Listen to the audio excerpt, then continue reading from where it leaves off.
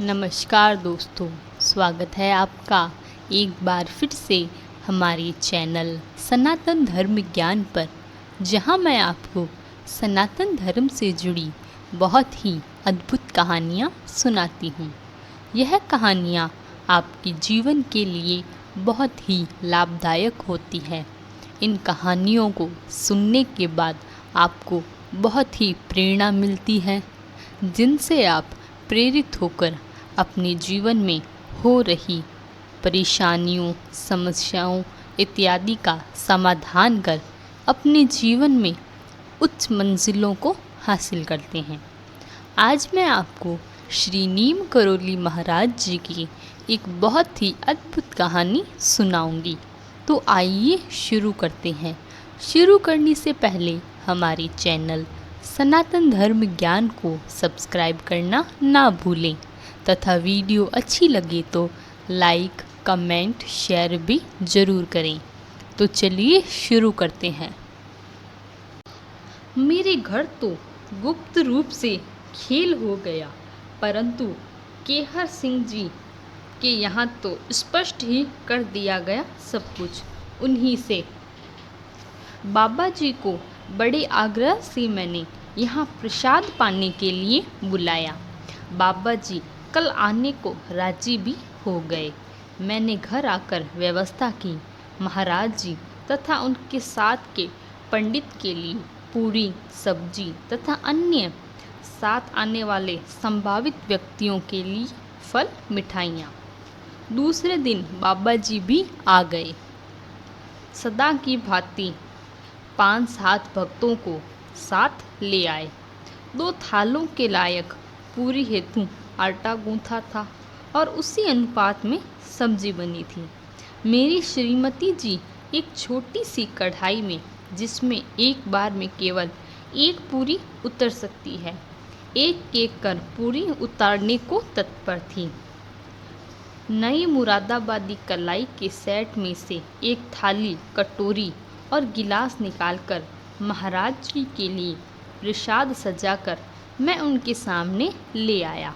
उसमें एक ही ताजी पूरी थी। महाराज जी धीरे धीरे उसे पाने लगे।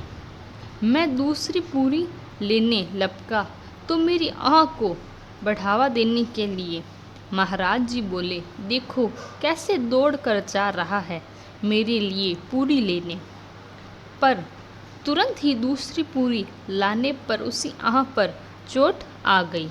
भक्तों की तरफ इशारा कर बोले, इनको नहीं खिलाएंगे, फिर बुलाया क्यों था, इनको भी खिला दो। बाबा सदा ही अपने भक्त से अधिक अपने भक्तों के प्रति आदर भाव और संचेत रहा करते थे। अरे बाप रे, कहाँ से खिलाऊं इन्हें। आटा सब्जी तो सिर्फ 2 ही के लिए तैयार है। पत्नी से कहा तो एक तो वो वैसे ही उदासीन थी महाराज जी के प्रति, ऊपर से इस तत्काल की आज्ञा का पालन उनसे संभव ही नहीं था। सो वह रुष्ट होकर चली गई दूसरे कमरे में कि अब खुद ही संभालो। घर में आई उनकी एक रिश्तेदार महिला ने भी किनारा कस लिया। अब मैं तो किंचित मूड हो गया था। तभी मेरा एक चपरासी बोल उठा, सरकार आप बाबा जी को खिलाएं, मैं बनाता हूँ। कुछ आश्वासन हो, मैं बाबा जी के लिए पूरियाँ ले गया। सोचा पहले बाबा जी खा ले, फिर अन्य लोगों के लिए पूरी सब्जी हेतु तैयारी हो जाएगी। मैंने साथ साथ 7-8 थाली, कटोरी के सेट भी निकाल लिए और फिर जो कुछ हुआ वह केवल बेहोशी के आलम में। पूरियाँ बनती रही। महाराज जी, पंडित और अन्य भक्त पाते रहे। न तो अतिरिक्त आटा गूंथा गया और न ही सब्जी बनी। सभी तृप्त हो गए उसी तैयार मात्रा के आटे सब्जी में। फिर मिठाई, रसगुल्ले बंटे, सबने पाए।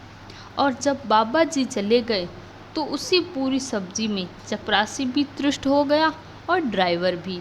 रसगुल्ले का पात्र भी भरा ही मिला। बाकी परिवार और मैंने भी रोज की तरह अपनी खिचड़ी की जगह सब्जी पूड़ी पाई। 2 की जगह 11 व्यक्ति उसी आटे सब्जी में तृप्त हो गए। अपना कौतुक कर महाराज जी भी चले गए अपने चरण आश्रित की लाज बचाकर। केसर सिंह। तो इस प्रकार हमारी आज की कहानी समाप्त होती है, जिसमें महाराज जी ने अपने भक्त पर अपनी कृपा की तथा उसके घर में अनाज की कमी होने के बावजूद कमी पूर्ण की। बाबा जी ने जैसी कृपा उन पर की वैसी सभी पर करें। तो आज के लिए इतना ही। जल्दी मिलेंगे ऐसे ही नई वीडियो के साथ। तब तक के लिए धन्यवाद। आपका दिन मंगलमय हो। जय गुरुदेव।